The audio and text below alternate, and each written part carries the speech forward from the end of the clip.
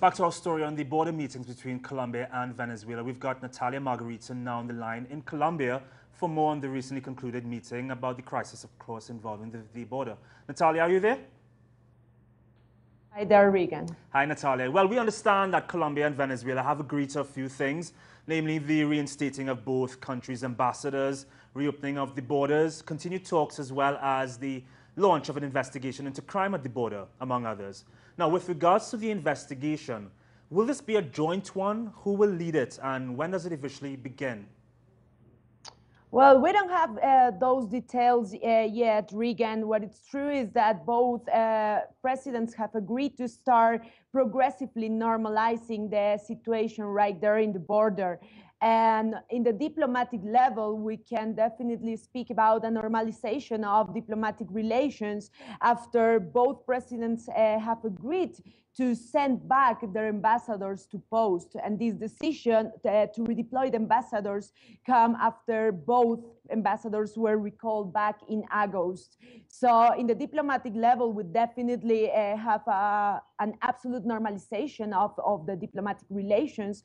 And then when it comes to the border, the dialogue will continue also among the 7 points that they agreed during this meeting.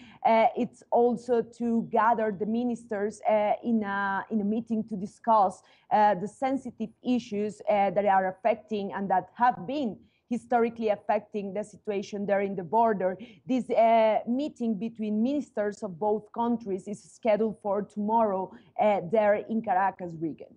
Well, I guess it may be too early to tell now, but a lot of this, as you know, you've been reporting, has involved many Colombians who are either repatriated or left on their own. Do you have a sense of how these new decisions will affect them? Well, political parties, congresspeople, and leaders from social organizations here have welcomed and have seen as very positive the 7 agreements that have been reached yesterday by both presidents in Quito.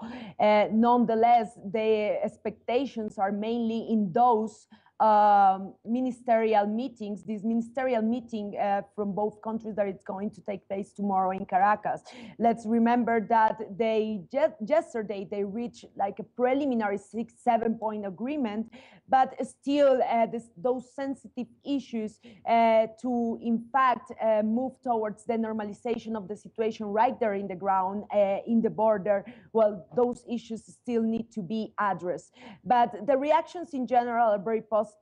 And people here have been saying that they are happy to know that the respectful and bilateral dialogue prevail overall. And they say this referring mainly to extreme right-wing sectors here in Colombia that were in a way trying to use the situation in the border crisis to make politics out of it, and also to try to escalate a confrontation with Venezuela. So regarding these right-wing sectors here in Colombia, other progressive and leftist political parties here have been saying that the very positive outcome of yesterday's meeting is that the dialogue, bilateral dialogue, prevail overall, Regan. Before you have to go, Natalia, can I just ask you one quick question? Now, Santos acknowledged the existence of criminal gangs at the border and has agreed to fight them.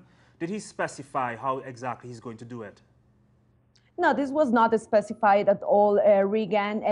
I guess, and people here suppose that this is going to be one of those sensitive issues that should be addressed by the ministers during this meeting that they are going to hold tomorrow. Santos have previously acknowledged the existence of these criminal groups operating in the border and affecting Venezuela.